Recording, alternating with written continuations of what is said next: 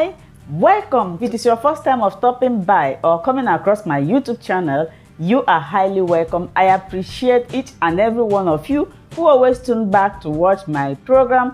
May God Almighty bless you. You are free to leave your comment constructively. Like you know, I present to you information across the globe, especially Nigeria to be precise. And today, I present to you another exciting video which we are going to watch together. Now let's watch this video together, then come to my comment section and tell me what you think about the video. You are free to criticize, but constructively, as we watch the video together.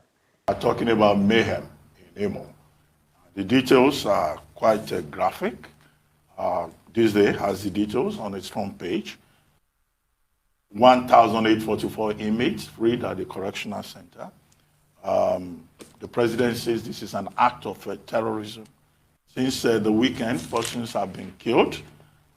In neighboring states, Governor Ikpeazu has imposed curfew in Umuahia and Aba.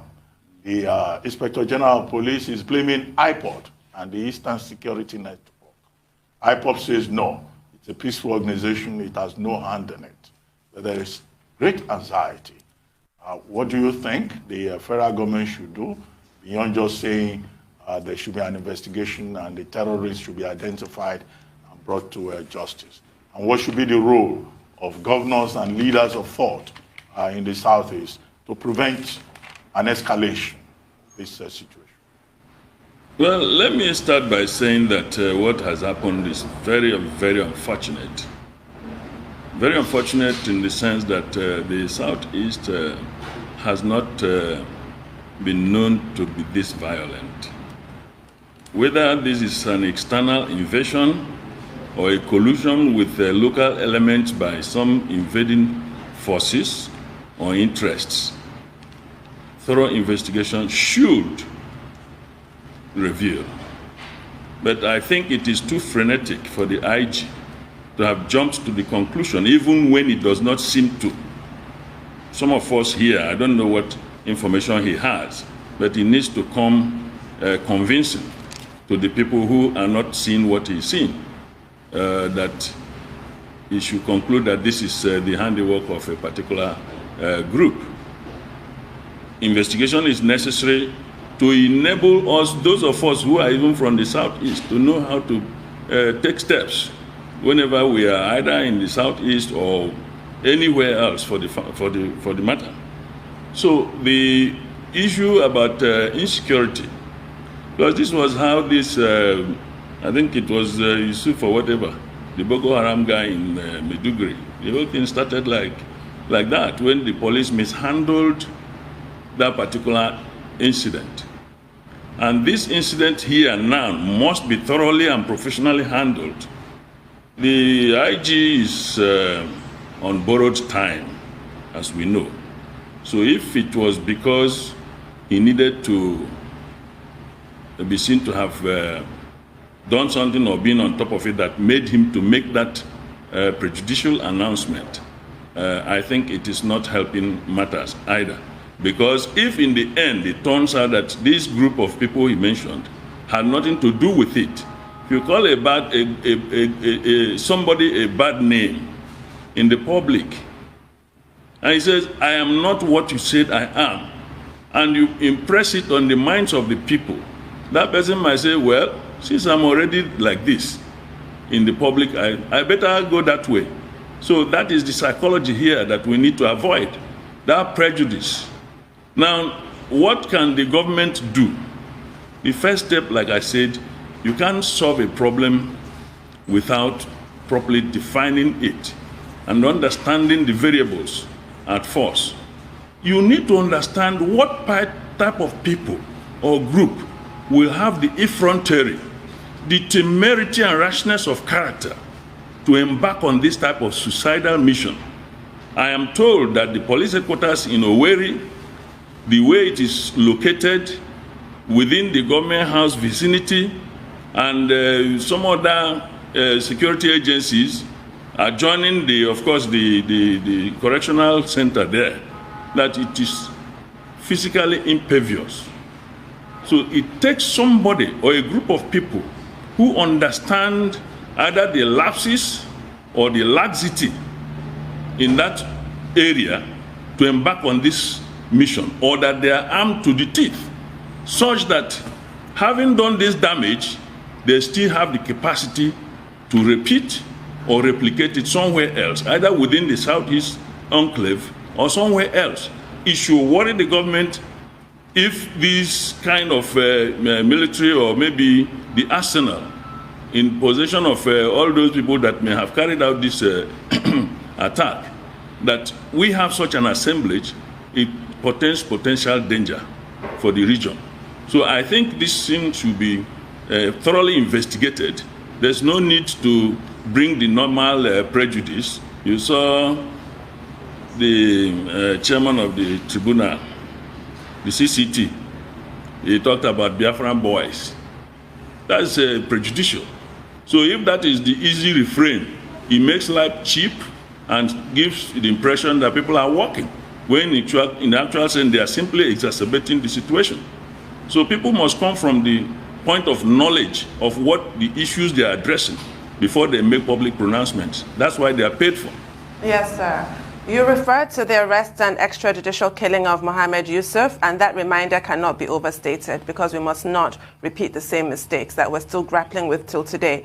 Now, regarding IPOB and ESN, Dr. Abati referred earlier in another segment to the statements by Emma Powerful, the spokesperson for IPOB, completely denying any involvement with this attack in Owerri. And now we've seen from ISIS and ISWAP and Boko Haram, terrorist organizations do not disown attacks that they perpetrated. They tend to actually admit, and they're quite proud to admit it. However, you also know that about a week ago, the police posted videos, confessional videos from two gentlemen who claim to be members of IPOB, and they admitted to killing police officers and killing soldiers. So these gentlemen are called Raphael Indang and Ugochukwu Samuel. So there does appear to be a violent strain of people claiming to be IPOB members. What's your comments on that? Oh, sorry, sir, we have to take a break. I was just told we have to take a break. I'll take your comments after the break, sir. Please stay with us.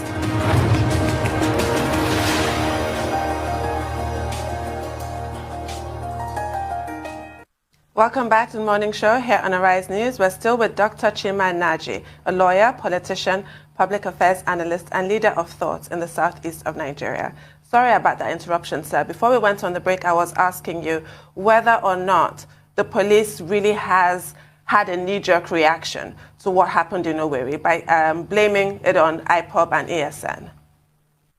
Well, you see, that was the reference I made to the frenetic nature of the response of the IG. Even if he has a report from Owerri, he probably was not there, so he was probably acting on interim report that needed to be queried so that he will be sure that before he comes to the public domain to make that kind of statement, then he will be sure of his facts, such that at the end of the day, he will be proven right, only with a matter of greater details. So I don't think it is consistent with critical thinking to also think that if Mr. B stole meat yesterday and tomorrow yam is stolen, well, as police, you may just do arrests, but that is for purposes of investigation, because the man who stole the meat may not have been around. He may have an alibi that he wasn't even in town when the yam was stolen. Somebody may also have stolen the yam in order to hinge it on the man who stole the meat, so that the man wanted to make a porridge with meat and yam. So it makes sense, logically, but is it true? So that is the reason why investigations must be carried out in a very thorough and critical manner, because anything involving Southeast evokes an unnecessary emotions in this country.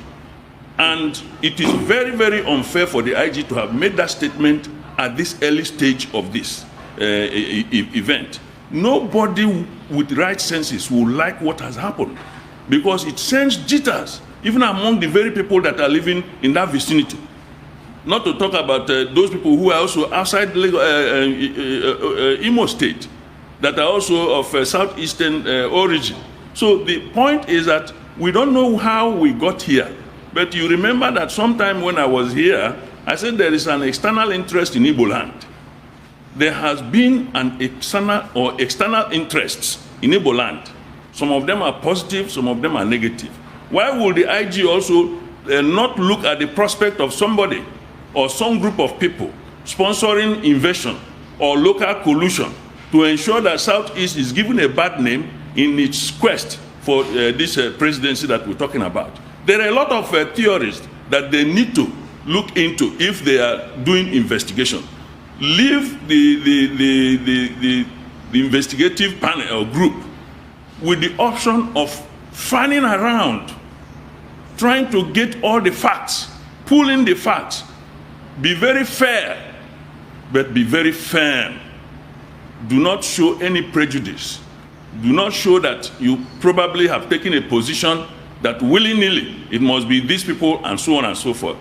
But the implication there, Victoria, is that if it is true, let me just, assuming without considering that it was the Eastern Security Network of IPOB that carried out this attack, or has been carrying out these attacks, the Nigeria police should be seriously embarrassed that a proscribed group was able to organize and do the kind of damage they did, and from the reports we have so far, there was no confrontation.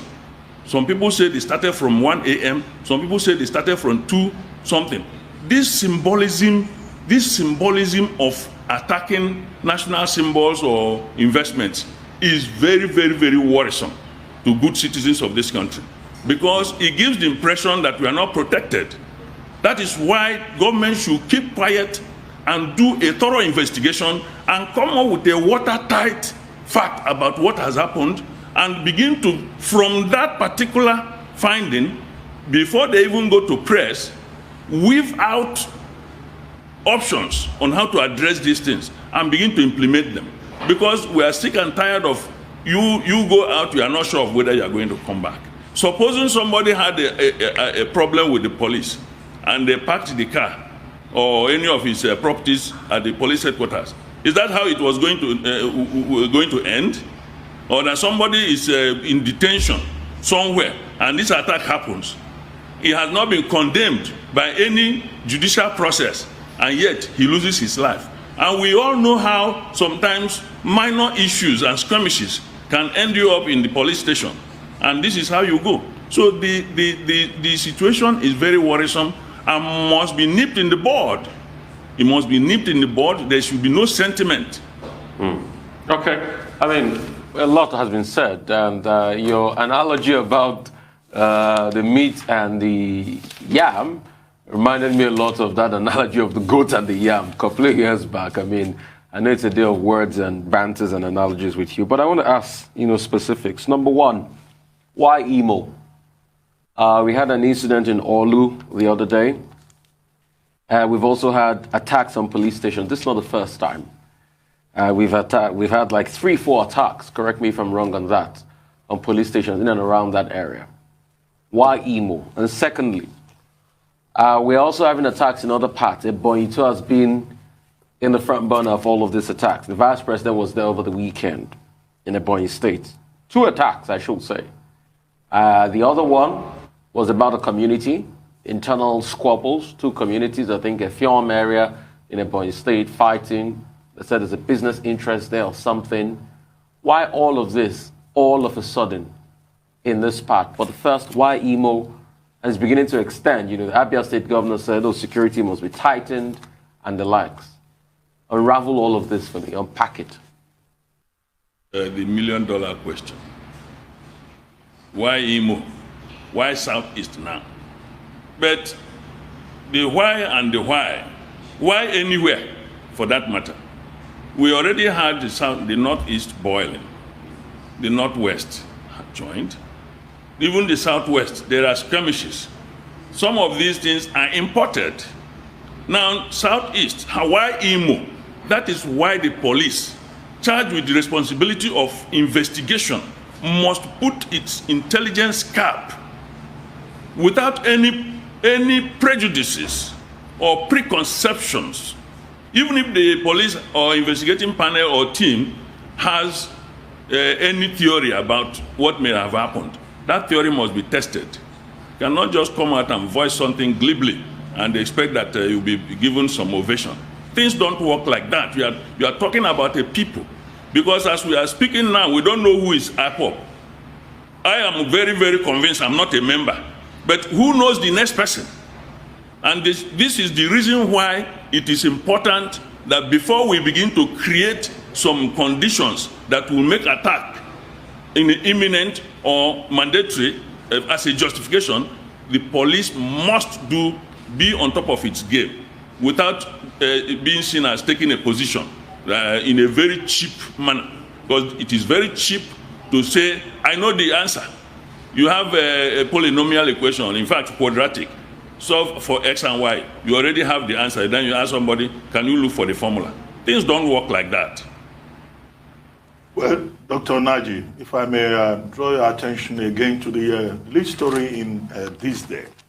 Now, the story continues on page 8, and it has to do with this. It has to do with the subject we're discussing. You've accused the Inspector General of Police of prejudice. Now, in that particular story in this edition of This Day, the statement by the Inspector General of Police talks about preliminary investigations, and it's very clear about that. But a part of the report that I would like to draw your attention to is in the 5th column, where the Imo State Governor, Senator Hope Uzodimma, who is the governor of Imo State and who is a stakeholder in that part of the country, is also quoted as saying that the attacks were politically motivated, and it particularly is quoted as saying that the primary intent of the IPOB members who carried out the attacks was to create fears in the minds of the people and to ensure the release of their comrades in custody. That is the governor of Imo State. Will you also accuse him of jumping to conclusions or of prejudice? Because he has nothing to gain from characterizing IPOB. Now, you say prejudice is a statement when you have not had enough facts. I didn't hear or know about what the governor has said, or that he has also subscribed it to. I don't know what they have. Okay? Now, if they have, within this short period, been able to gather enough information or facts that make them feel, because when Rufai said, why Imo? In my own thinking, I may have been thinking, could it have been politically motivated? That some people in the first instance may not like the way the governor emerged? Or could it be that some people are fighting to give the Igbos a bad name because they have always been in many domains that Igbos cannot organize themselves? How can they now be angling for the presidency, that they will kill themselves? And so on and so forth. These are very facts that are everywhere. Now, if they, like I made allusion to the IG having an interim report, so why wouldn't he wait to certify that those reports indeed, because interim reports are interim reports. You can change, anything can change.